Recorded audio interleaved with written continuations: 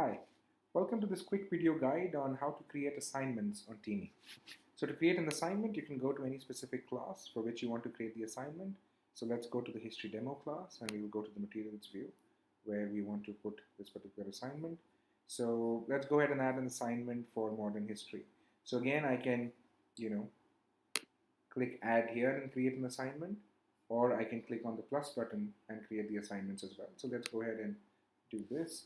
So let's talk about creating an assignment on the impact of World War I. Right? You click enter, and now it's creating the assignment. Now, an assignment basically is a way for you to ask students to submit files, to be able to upload documents or just type in their answer as well. So it is an open-ended question for which you want students to submit their work.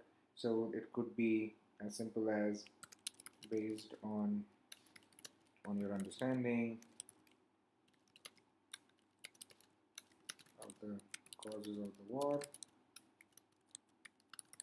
what were the key learnings.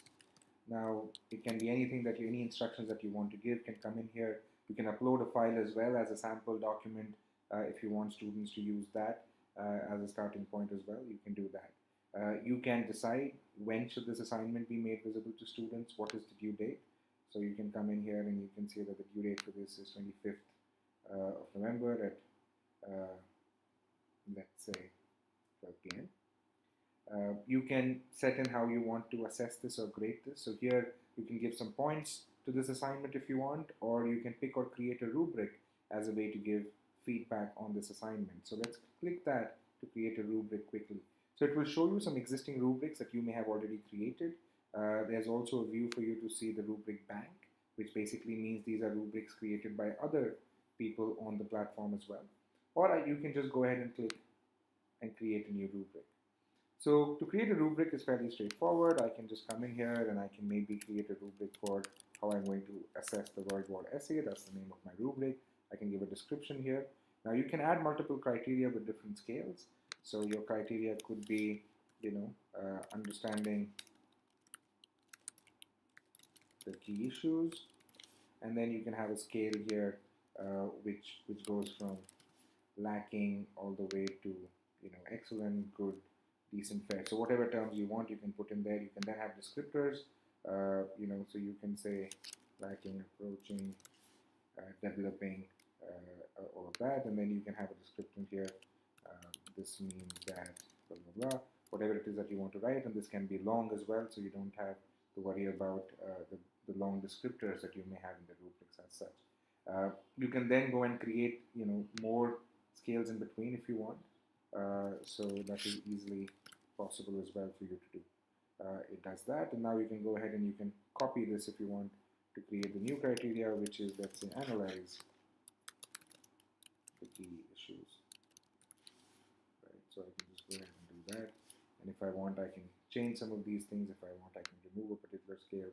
So it is basically on a 5-6 point scale here, but it is only on a 4-point scale for this particular criteria.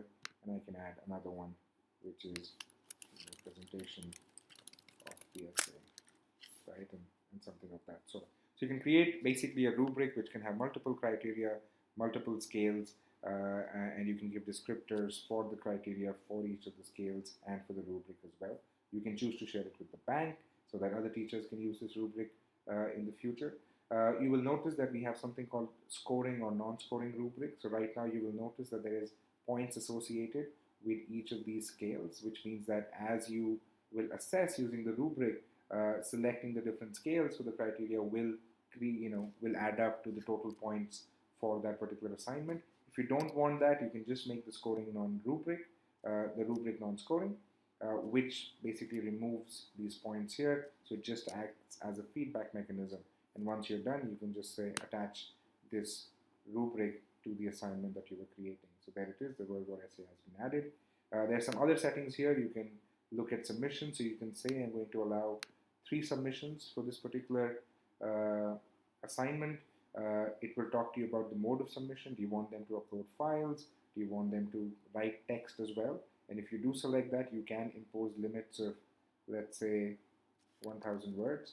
So that's possible if you want to select that. We do integrate with Turnitin, so you can say enable Turnitin if that is something that you want to do for this particular assignment.